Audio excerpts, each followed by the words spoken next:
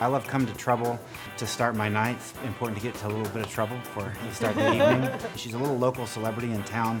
She's a living legend. She is a quite notable actress in local theater here. And then, of course, a mixologist about town.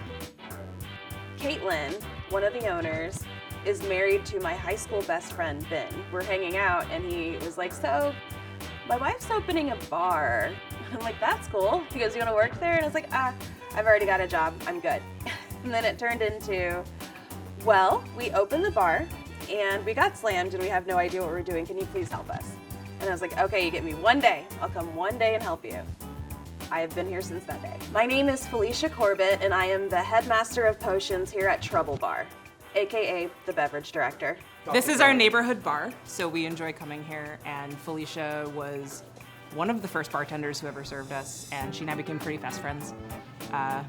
Really personable, knows a lot about her craft, and is just a really fun person to be around.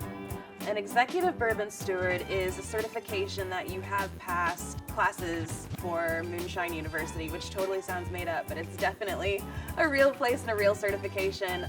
I'm gonna brag, but I was one of 3 in my class to get 100% on the test. Trouble was my first ever bartending experience. So to come in and be able to sit under her and learn, like, to create a menu, her brain that creates this is, I'm telling you, it's behind the scenes. It's the man behind the curtain that's a woman that's black, and it's amazing. She really gets to shine. You can see her creativity in her cocktails come out when she is like theming cocktails with whatever the event is, and that's always really fun for me.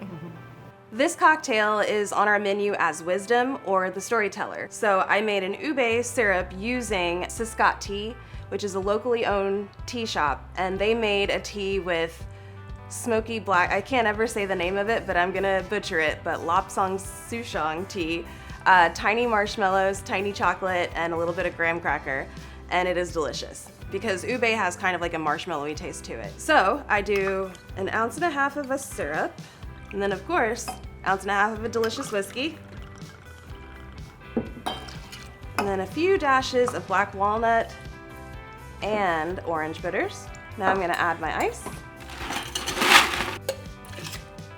Always wanna make sure it's secure. And we're going to strain our cocktail into a new glass. And just to make it pretty, we'll add a little flour. And there's our Wisdom, or Storyteller.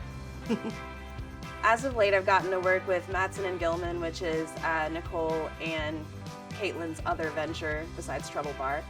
And it's gotten me back into visiting distilleries. And I like them all for different reasons. For instance, Maker's Mark and Castle and Key are just beautiful to see. Like, Castle and Key is literally a castle, and it's fantastic.